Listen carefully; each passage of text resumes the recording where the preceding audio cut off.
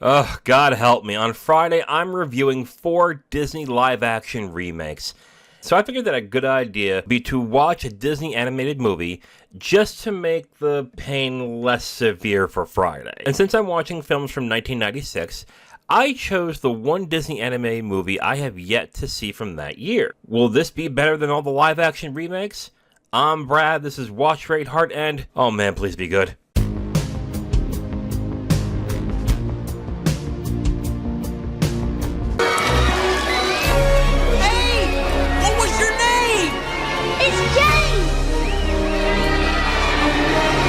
Based on the book by Roald Dahl, this is the stop-motion animated live-action film hybrid James and the Giant Peach, directed by Henry Selick. His Letterboxd score of 3.4 out of 5, an IMDb of 6.7 out of 10, a Rotten Tomatoes of 91% fresh, and a Metacritic of 78. As for accolades, it was nominated for an Oscar for Best Score.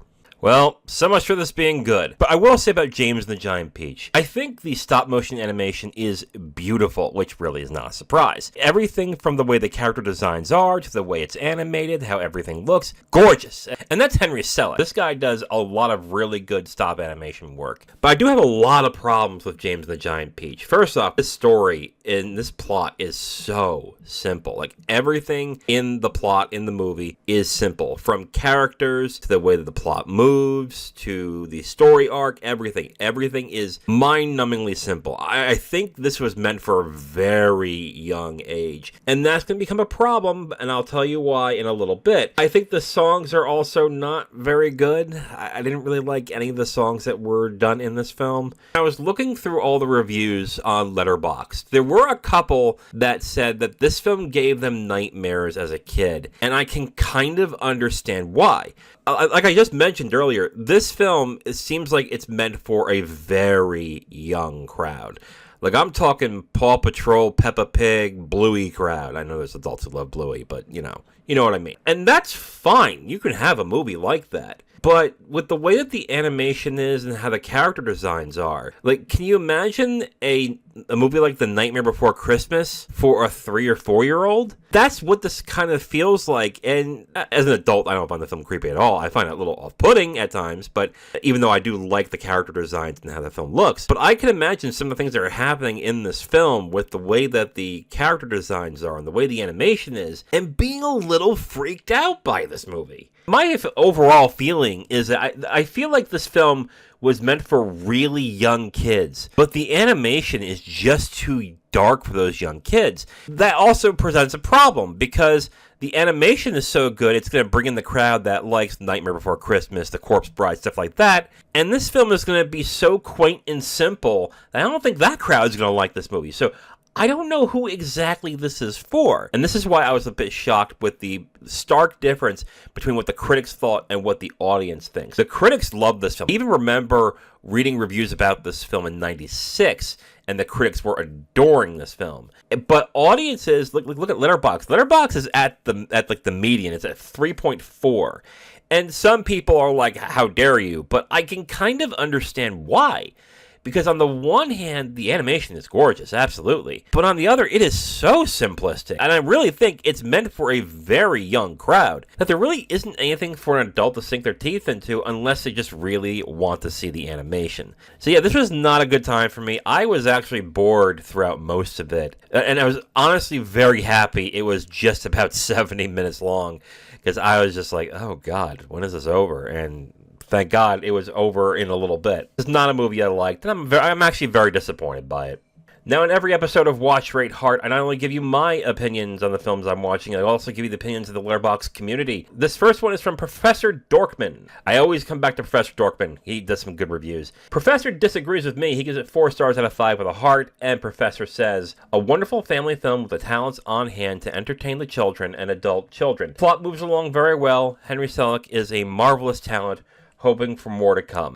Yes, Henry Selick is a very talented director. I really like his work, but I really don't think this is meant for adults at all. But hey, some adults do enjoy this. This next review is from Michaela. Michaela gives it 1.5 stars out of 5. And Michaela says it gave her nightmares for months as a kid. And I gotta be honest, I can see why.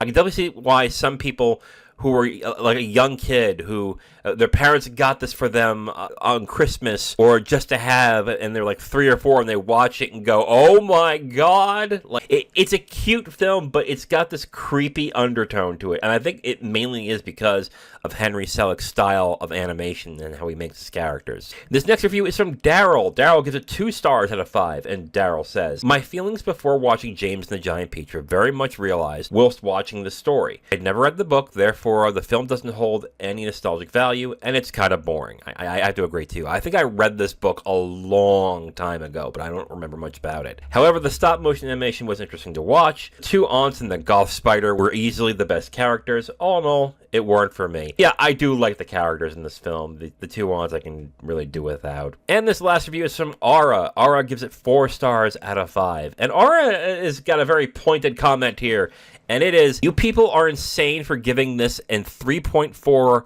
out of 5 average rating. This is surprisingly divisive, this film, and I can kind of understand why. I just had one that I showcased that said that this film gave them nightmares, and I can see why, and there's a number of reviews that say that too. There are others that will complain about the simplicity of the story. I'm the same way. I'm not saying this about Aura or any of the reviewers that I have showcased today, but I will say this about critics, though. I think at the time, critics looked at a children's movie and said, do I think a child would like this? And then base the rating on that. I really feel that way sometimes, because there are some movies that I watch that critics adore, and I watch it and go, how could an adult even want to sit through this? like seriously, and I don't mind watching animated films. In fact, I like watching animated films quite a bit. Like, I remember watching The Iron Giant and absolutely adoring it, and I understood why that got a lot of good critical reception, and it has become a beloved film. But The Iron Giant didn't become beloved because kids loved it back then. It actually did not do well at all in theaters. I don't think barely people watched it as kids. It was the adults who really enjoyed that film and championed it for years to come, and I think kids do like it somewhat. I really think this is a divisive film, and it might be nostalgia, I'm not sure, but I can kind of understand why the average rating is the way it is. So I don't think people are insane for giving it the average rating. I don't particularly like it myself, but I can understand why some would watch this film and absolutely adore it, like Aura or Professor Dorkman. So in review, I think the film has beautiful stop-motion animation, and that's not a surprise if you are into Henry Selick films. I also think the character design is really good, but I will say I don't think this design and this animation is meant for a younger audience. I can understand why some people had some nightmare issues when they were much younger. I also think the film is very, very simple when it comes to plot, characters, story arc, everything. The songs are also not great. And this film has a weird dichotomy where it's meant for younger kids, but the way the animation is too dark for younger kids. So it's this weird middle ground there where I don't think it's for a lot of people. Yeah, I'm not so hot on James and the Giant Peach. Overall, I'm going to give it 1.5 stars out of 5. There are aspects of the film that I liked, which was the animation and the way that the world looks and the characters look. But this film was so simple when it came to plot, dialogue, characters, the arc of the film. Like, it was just so simple that I kind of got bored by it. I think this film is in this weird no man's land. I did a review of The Last Unicorn, I believe last year. I'm going to post it right up here so you can check that out if you are interested. And I felt that film was in a weird place because it was made at a time where studios were okay with putting slightly mature themes into a children's movie. Stuff like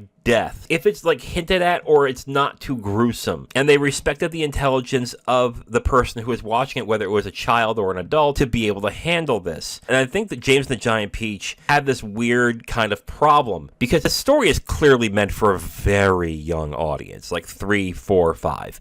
I think that's what it's really supposed to be. But Henry Selick's animation, when it comes to stop motion and the way the characters are meant for a little more mature, a little more dark kind of tones, and I think it just clashes with the film entirely to make it not really for that younger set, which is why I think a lot of people had nightmares when they talked about it watching this as a kid. And even though I liked the animation, the story was not compelling, and there's just a lot of things in this film where I watch it and I go, this is really meant for a younger audience, and the animation just does not fit with it, and I think that's a big problem for me. So overall, 1.5 stars out of 5 for me for James and the Giant Peach. It is on Disney Plus. if you are interested. And that is it for this episode of Watch Rate Heart. But before I go, here are the reviews that are coming up on Friday. On Friday, I'm going to be reviewing all Disney live-action remakes, starting with The Jungle Book, The Little Mermaid, Lilo and Stitch, and last year's most talked about film when it came to the Disney remakes, Snow White. So check those out on Friday if you are interested.